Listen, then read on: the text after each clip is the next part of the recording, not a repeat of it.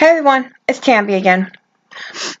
Sorry about the barking in the background. My landlords are at work and their son got a job, so their dog is crated up right now. So if you hear barking, I'm sorry. It's the landlord's chihuahua upstairs, but he's like not in pain or anything else. But anyways, today I want to touch on a subject that falls near and dear to home.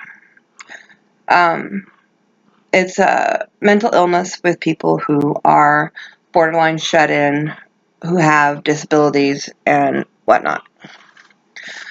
So I've gotten a little bit into my backstory, but what I haven't told you is I suffer from depression, anxiety, amongst other things. I'm honestly starting to think I'm getting a touch of agoraphobia just because I don't want to go out of my house. I'm afraid to go out of my house. I am afraid because I'm afraid people are staring.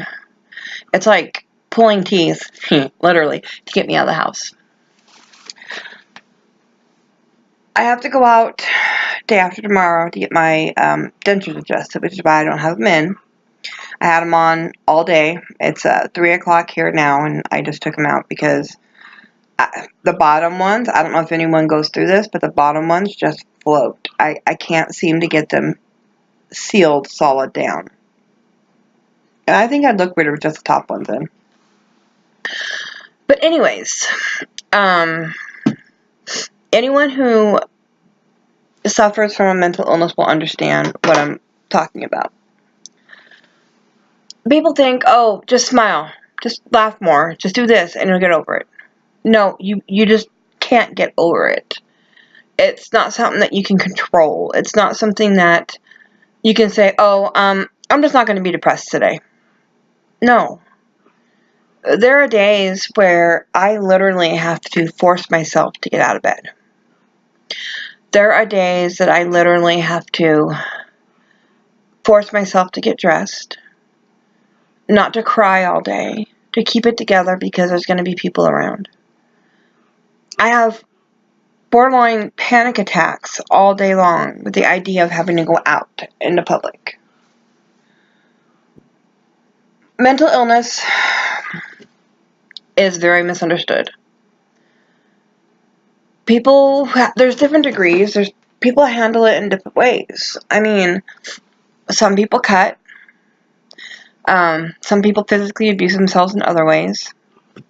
I was a cutter. I'm gonna admit it. I also used to physically beat myself in the face because I just felt I was so ugly that I didn't deserve not to look ugly on the outside. I would physically scratch and claw and beat myself in the face. And it's just people don't seem to understand mental illness and depression. When you are normal 1 minute, well, technically normal, and then the next breath you're being told you have MS, let's say. You go through the typical morning stages of mourning because you are mourning. You're mourning the person you were before that sentence came out of that doctor's mouth. You have MS. Okay, so now I went from Tamby to Tamby with MS. And I know that's because that's how I look at it, but that's why it's my mental illness. That's something I have to deal with. I have a great family. I do.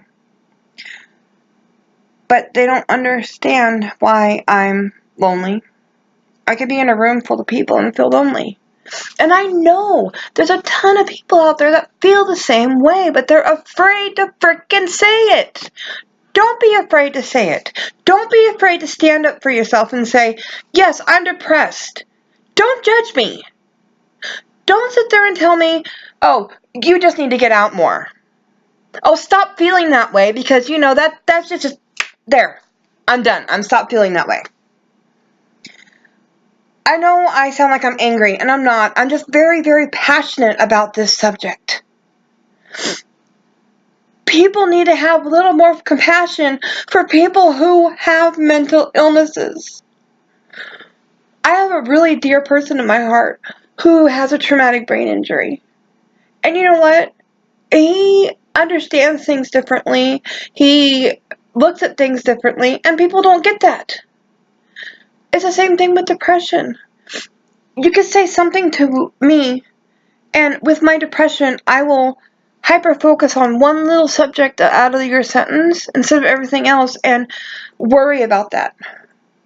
I'm always so afraid of making people mad and making people upset and having people upset with me that I have to be Tambi in this little box. This little box that's not going to disturb the world.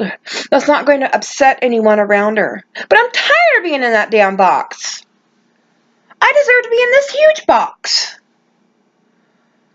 I'm just so sick of people judging me.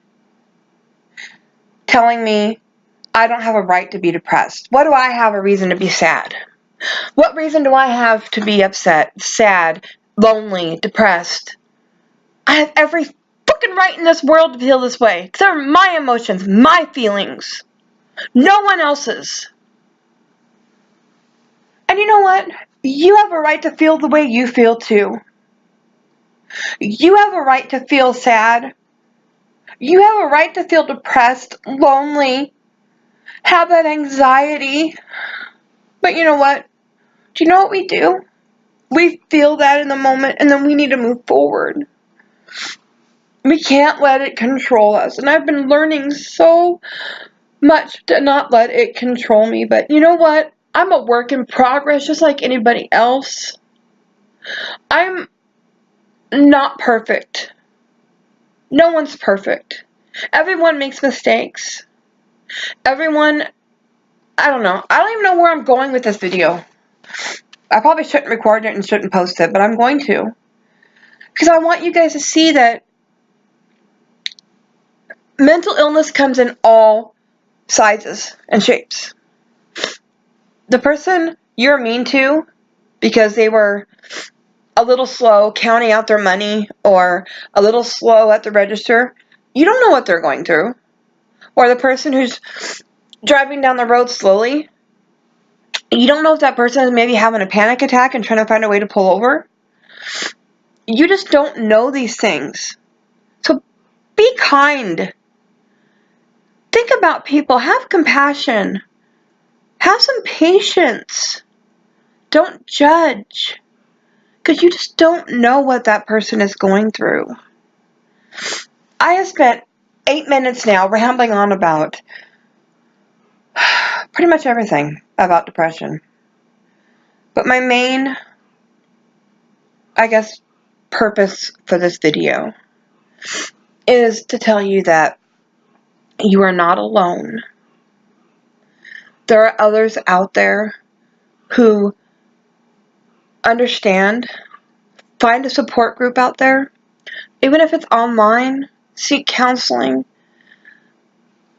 Don't do anything rash. I'm actually going to put the phone number for a suicide hotline in the description below. For all sake, if you're feeling sad and depressed, I don't care. Email me, and I'll try to talk you through it. Just don't do anything that you're going to regret or your family's going to have to regret, I guess, in the long run. You're not alone. You're enough. You are, look in my eyes. You are 100% enough being who you are. Don't change who you are. Just if you need the help, find it. Please, for fuck's sake, find it. Because you are a puzzle piece in this huge puzzle of life. And you may think that you don't fit, that you're irregular, but you're not. There's always a place for you in this puzzle. Maybe some of us have branched out and created our own little puzzles. Maybe that's where you belong. But you belong somewhere. And you're enough. You're always enough. Remember that. You are a bright spot in someone's life. Don't take that light away from them. Just please get help if you need it. Reach out to someone that you can trust. Like I said, get counseling. Call a helpline. Something. I've lost so many people to suicide that I don't want to see anyone go down that path. So, again, I'm going to put all the numbers down below. I'm going to put my email. If you're feeling sad, if you need help, email me. I answer right away. Just please remember that. Remember that you're enough. And don't let anyone tell you different. Your feelings are valid. Whether anyone sees that they're valid or not, your feelings are valid.